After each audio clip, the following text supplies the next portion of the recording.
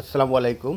আমরা একটা বিষয় নিয়ে খুব গণমাধ্যম যেটা বলি কিংবা সোশ্যাল মিডিয়া বলি, খুব উত্তাল দেখছি আমরা আর কি।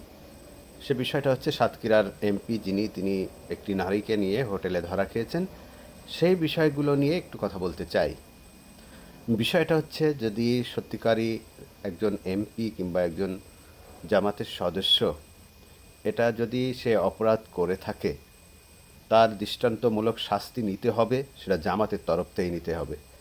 যদি সে অন্যায় না করে থাকে জাস্টিফাই করে এর বিচার বিশ্লেষণ করে আদালতে যাওয়ার প্রয়োজন নেই। কেন আদালতে যে সুস্থ সমাধান হবে তা করার কিছুই দরকার নেই।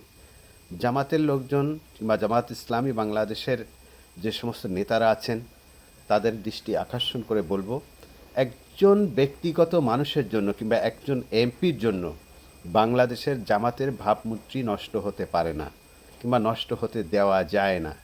একজন মানুষ দুষ্কৃতী হতে পারে, একজন মানুষ অসৎ হতে পারে, তাই বলে সে যত বড় নেতা হোক না কেন শয়তান তাকে ধরবেই ধরবে। সে শয়তানের অসুয়াচায় পড়ছে, সে শয়তানকে দূর করতে পারেনি।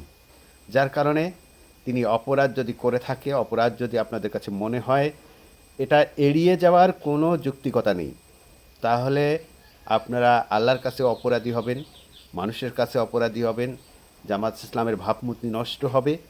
সুতরাং এই কারণে বলি যে এটা যদি অপরাধ করে থাকে তার দৃষ্টান্তমূলক শাস্তি জামাত ইসলামের তরফ থেকে নিতে কারিতে জড়িয়েছেন। সত্যিকার যদি অপরাধ হয়ে থাকে এই উদ্যোগটা জামাত ইসলামের তরফ থেকে নিতে হবে।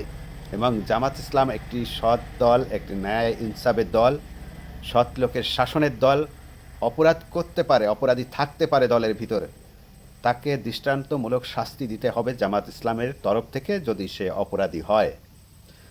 এটা গা ঢাকা দেওয়ার কোনো যৌক্তিকতা আছে বলে আমি মনে করি না। বাংলাদেশ জামাত ইসলাম একটি শক্তিশালী দল।